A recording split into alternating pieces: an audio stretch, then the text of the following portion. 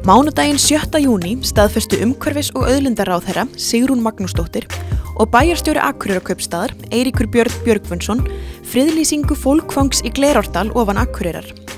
Markmið friðlýsingarinnar að vernda Glerárdal og aðliggjandi fjalllendi til útivistar almennings, náttúruskoðunar og fræðslu. Tillaga að friðlýsingu var fyrst samþykkt á opnum hátíðarfundi bæjarstjórnar á 150 ára afmælistegi Akureyrar árið 2012.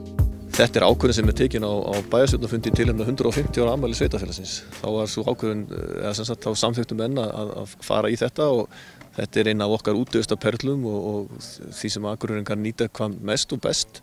Þannig að það var fullkomin samstaða það að gera dalinn að fólkvangi. Bæði til þess að auka og efla varðveislugildi dalsins en jafnframt líka tryggja gott aðgengi og nýtingu á þessu glæsilega útivistarsvæði sem við eigum. Nú eru fjölmörg útivistarsvæði hér í kring, ekki bara Glerárdalurinn, en víða hérna í kringum bæinn. Er fólk duglegt að nota þetta? Já, ég tel það að vera. Akureyringar og gestur okkar eru mikið útivistafólk, þannig að menn eru duglegir að nota þessa náttúruperlu sem við eigum hérna í nágrenninu og þú víða væri leita.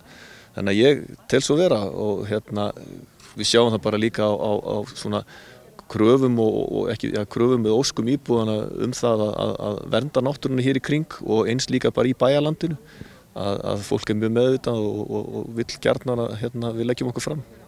Og hér verður þá ráðast í gerð göngustíga og svona svæði gert aðgengilegra? Já sko, það ekki endilega á þessu plani sem við erum með í dag. Svæðið verulega mikið nýtt og það eru stígar og annað á svæðinu eða svona slóðar og þannig að það bara framtíðin mun leiða það í ljós hvað við gerum í varðandi framkvæmdir eða slíkt á svæðinu en í dag snýst þetta það að fólk sé meðvitað það að við viljum hugsa vel þetta svæði og við viljum gera það með svona opnum huga og síðan það okkar og komandi kynslóð að sjá til þess að þetta svæði að við pössum upp á það og hvort sem við gerum það með uppbyggingu eða bara því að tryggja að það verði svona nota á skynsaman hátt. Bæjarstjórn Akureyrar hefur gert það að forgangsmáli að Akureyri verði græn og kolefnishlutlaus á allra næstu árum. Ýmislegt hefur verið gert sem miðar að því markmiði og má þar nefna flokkun heimilissorps og úrgangs frá fyrirtækjum og auk þess frítt í strætó í bænum. Við erum bara þáttakendur í því að tryggja að fólk í rauninni hugsi umhverfið sitt og fólk sé þáttakendur og líti sér nær því að öll getum við gert eitthvað og það svona okkar markmið að vekja bara íbúa til umhugsunar. Við höfum gert margt í gegnum tíðina og við kannski þekktasta dæmið ekki bara hér á Akureyri heldur bara hér á landi til dæmis eins og grænfánin í leik- og grunnskólum bæjarins. Það byrjuðum við á yngstu kynslóðinni og svo hefur það bara vaxið upp með börnunum í samfélaginu. Þannig að þetta bara rík krafa hjá fólki í dag að hugsa umhverfið og náttúruna og það skiptir ekki máli í rauninni hvað það Þannig að hluta af þessu verkefni hjá okkur það bara að fylgja tíðarandanum. Þetta bara þessu krafa sem fólk gerir í dag og það við erum að gera meðan með því að horfa til endurnýtanlegra orkugjafa, erfitt orð, og svo að sjálfsögðu til flokkunar á sorpi og svo framvegis.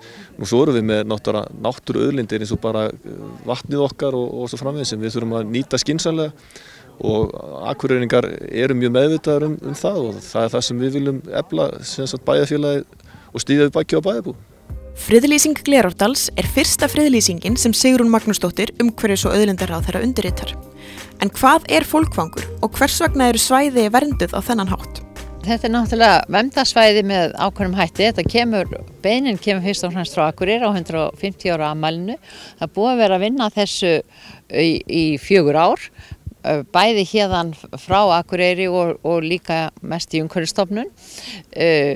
Fólkvangur þýðir að það verið að opna svæði og gera það aðgengilegra fyrir almenning og hann skynjar líka að það þarf að ganga betur það heldur en eitthvað annað svæði og rétt eins og bæjarstjóri gat að það myndi verða strax hafist handa að bæta hér göngustígakerfi og annað.